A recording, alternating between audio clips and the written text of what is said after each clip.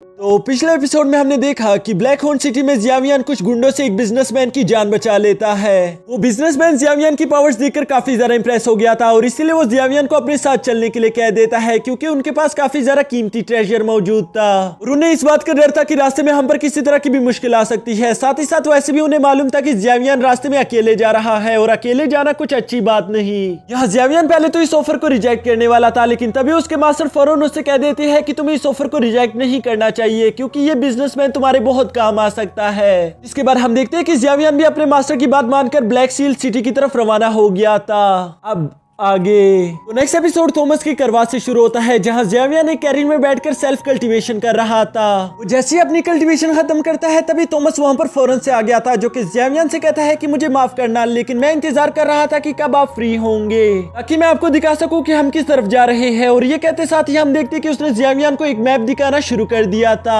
वो जियावियन को बताता है कि ये पूरी जगह नाइग्रा डोमेन है, यहाँ पर काफी तरह के पावरफुल लोग रहते हैं, लेकिन इसके बावजूद भी हम इस जगह पर जा रहे हैं। यानी कि वो ब्लैक सील सिटी की तरफ इशारा करते हुए बताता है कि हमें इस जगह पर जाना है और साथ ही साथ वो बताता है कि ये जगह केनान कॉलेज के काफी ज्यादा करीब है। और साथ ही साथ हम यहाँ पर देखते हैं कि बातों ही बातों में थॉमस ने एक ब्लैक लिस्ट का जिक्र कर दिया था जहाँ पर यहाँ के खतरनाक वॉरियर्स का नेम शुमार किया जाता है। ये सुनकर तो जियावियन भी काफी ज्यादा एक्साइटेड हो गया था, इसलिए वो उससे सवाल करता है कि क्या तुम जानते हो कि उस ब्लैक लिस्ट में सबसे टॉप रैंकिंग पर कौन आते हैं। ये सुनकर थॉमस कहता है कि पहली बात तो ये कि उस लिस्ट में आना ही बहुत बड़ी बात है, लेकिन सबसे टॉप रैंक्स की बात की जाए तो पहले दो का किसी को भी मालूम नहीं, क्योंकि वो लोग हमेशा से खुद को मिस्टीरियस तौर पर हिडन रखते हैं। पता नहीं क्यों वो लोगों के सामने नहीं आना चाहते, जबकि मैं उस थर्ड रैंक वाले पर्सन के बारे में जानता हूँ और ऐसा कहा जाता है कि वो डो की पावर में पीक पर पहुंच चुका है। साथ ही साथ थॉमस बताता है कि उसकी पावर्स बिल्कुल ही लाजवाब है, इसके अलावा वो काफी ज्यादा अच्छा एल्केमिस्ट भी है, इसीलिए तो यहाँ के लोग उसे प्यार से एम्परर ऑफ मेडिसिन कहते हैं। जो सुनकर जियावियन कहता है कि ये निकनेम कुछ ज्यादा ही बड़ा नहीं। जो सुनकर थॉमस कहता है कि मुझे माफ करना, असल में मैंने एक्साइटमेंट में कुछ ज्यादा ही बोल दिया, मुझे तो आपको रियल नेम के बारे में बताना चाहिए था।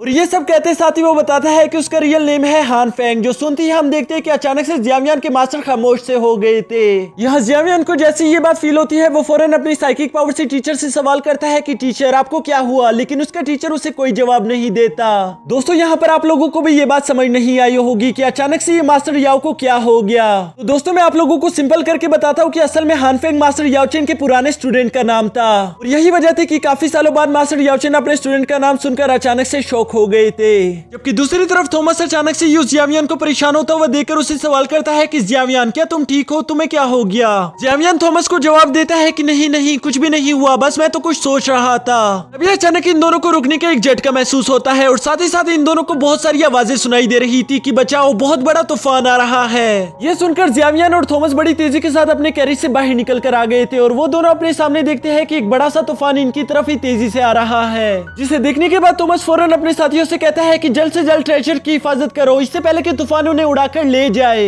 यहाँ थॉमस की ये सारी बात सुनते ही हम देखते हैं कि उनके साथियों ने मिलकर वहाँ पर सारा मौजूद ट्रेजर एक जगह पर इकट्ठा कर लिया था, जिसके बाद वो बहुत सारी रस्सियों का इस्तेमाल करके उस ट्रेजर को बांधना शुरू कर देते हैं ताकि तूफान उन्हें उड़ाकर यहाँ से दूर ना ले जाए। जबकि दूसरी तरफ जियावियन अभी भी उस तूफान को काफी ज्यादा गौर से देख रहा था क्योंकि उसने इससे पहले कभी भी ऐसा तूफान नहीं देखा। अभी अचानक हम देखते हैं कि वो तूफान बड़ी तेजी के साथ थॉमस को उड़ाकर हवा में ले गया था, जिसकी वजह से जियावियन को भी मजबूरन उसे बचाने के लिए उसके पीछे जाना पड़ता है। जियावियन अपनी पर्पल विंग्स की मदद से उसे बचा तो लेता है, लेकिन वहाँ पर धुआं काफी ज्यादा फैल चुका था, जिसकी वजह से वो अपनी करवा को दोबारा देख नहीं पा रहा था। और इसी वजह से हम देखते हैं कि वो थॉमस को लेकर वहाँ नीचे मौजूद एक चट्टान के पीछे चला गया था ताकि वो थॉमस को होश में ला सके, लेकिन थॉमस तो होश में आने का नाम ही नहीं ले रहा था। तभी अचानक जियावियन को एक सोल की आवाजें सुनाई दे देती है जो कि कहता है कि प्लीज मुझे बचाओ। जियावियन उस सोल को वहाँ पर देखकर काफी ज्यादा शॉक हो गया था क्योंकि उसने अपने टीचर के अलावा कभी भी किसी सोल को नहीं देखा था। यहाँ साथ ही हम देखते हैं कि वो सोल काफी ज्यादा घबराया हुआ लग रहा था, ऐसा लग रहा था कि शायद वो किसी से अपनी जान बचाकर भाग रहा है। अभी अचानक हम देखते हैं कि उस तूफान में से एक बहुत खतरनाक डार्क शैडो वॉरियर निकलकर बाहर आ जाता है, जिसे देखकर वो सोल कह रही थी कि आखिर तुम हो कौन और तुम मुझे क्यों मारना चाहते हो, भला तुम्हारी मेरे से क्या दुश्मनी है। लेकिन हम देखते हैं कि वो शैडो वॉरियर उसे कोई भी जवाब नहीं दे रहा था, जिस पर उस सोल को भी काफी ज्यादा गुस्सा आ गया था। वो कहता है ठीक है अगर तुम फाइट ही करना चाहते हो तो मैं भी तुमसे फाइट करूंगा, और ये कहते साथ ही वो उस पर अटैक करना शुरू कर देता है। लेकिन हम देखते हैं कि उस सोल का कोई भी अटैक उस शैडो वॉरियर को छू तक नहीं पा रहा था, जिससे हमें अंदाजा हो जाता है कि वो शैडो वॉरियर कितना ज्यादा खतरनाक और तेज है। यहाँ उस सोल को जैसी ये बात मालूम होती है कि मैं शैडो वॉरियर से जीत नहीं सकता, इसके बाद हम देखते हैं कि वो सोल फौरन से आगे की तरफ भागना शुरू कर देता है।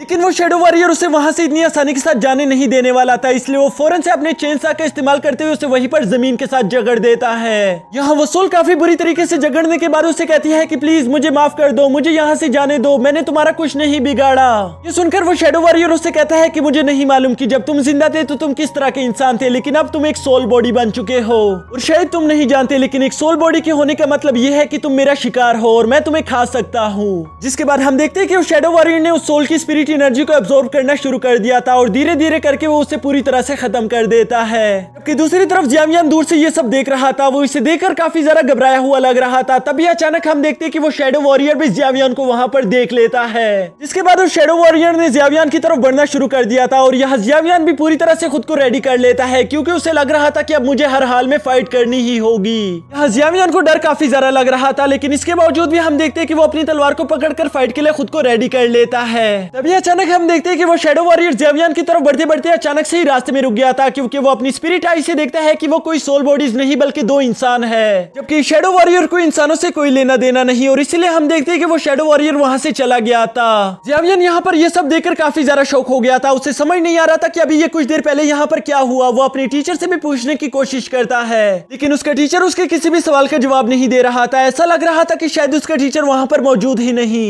अब यहाँ जियावियान देखता है कि वैसे भी मसला हल हो चुका है, तो इसलिए वो थॉमस को उठाकर वापस करवा के पास आ चुका था, जिसके बाद करवा दोबारा से अपने सफर पर निकल चुकी थी। जियावियान यहाँ पर अपने कैरेज में बैठकर अभी भी उसी शैडो वॉरियर के बारे में सोच रहा था कि तभी उसके टीचर उसे बताते हैं कि वो जामा एम्पायर का एक हंटर है। मुझे जरा सा भी अंदाजा नहीं था कि वो यहाँ पर आ जाएगा, और इसके बारे में मैंने बहुत कुछ सुन रखा है कि ये बहुत ज्यादा जालिम और खतरनाक है। यहाँ अपने टीचर की बात सुनकर हम देखते हैं कि जियावियान के चेहरे पर थोड़ी सी खुशी आ गई थी, और वो खुश होते हुए कहता है कि मुझे बहुत अच्छा लगा कि आप सही सलामत हो, नहीं तो मैं काफी ज्यादा डर गया था कि पता नहीं आप इतने वक्त से बात क्यों नहीं कर रहे। इस पर हम देखते हैं कि मास्टर याओचेन उसके सामने आ गए थे, और वो उससे कहते हैं कि जियावियान अभी तक मैंने तुम्हें बहुत कुछ नहीं बताया, मैं उसी दिन का इंतजार कर रहा था कि किस दिन तुम बहुत ज्यादा स्ट्रॉन्ग हो जाओगे ताकि मैं तुम्हें ये सब बता सकूं। और इसके बाद वो जियावियान को बताता है कि मैं सोल टेंपल से बिलोंग करता था, मेरी रियल बॉडी काफी ज्यादा पावरफुल थी, लेकिन एक धोखे के बाद मैं मरने की कगार पर आ चुका था और मेरे पास और कोई रास्ता नहीं था सिवाय इसकी कि मैं अपनी सोल को इस रिंग के अंदर कैद कर लूं ताकि मैं इस दिन तक खुद को सरवाइव कर सकूं। और सच बताऊं तो मैं इस बात से काफी ज्यादा खुश भी हूं, क्योंकि इसी वजह से मेरी मुलाकात तुमसे हो सकी, लेकिन अब मुझे एक रियल बॉडी की जरूरत है। ये सुनकर जियावियान कहता है मुझे आपकी पिछली लाइफ के बारे में कुछ नहीं मालूम, लेकिन मैं इतना जरूर जानता हूँ कि आप मेरी टीचर हो और आपने मुझे ये सब कुछ सिखाया है। अगर जरूरत पड़ी तो मैं आपके लिए अपनी जान भी दे दूंगा, और जहाँ तक आपके रीइंकार्नेशन का सवाल है तो मुझे जल्द से जल्द फॉलन हार्ट फ्लेम को हासिल करना होगा, क्योंकि उसी की मदद से मैं आपके लिए एक न्यू बॉडी को तैयार कर सकता हूँ। जिस पर उसके मास्टर कहते हैं कि हाँ तुमने बिल्कुल सही कहा, एक रियल बॉडी के बगैर मेरी सोल में इतनी ज्यादा पावर नहीं कि मैं उस शैडो वॉरियर का सामना कर सकूं, और हो सकता है कि हम दोनों की इसी में जान भी चली जाए।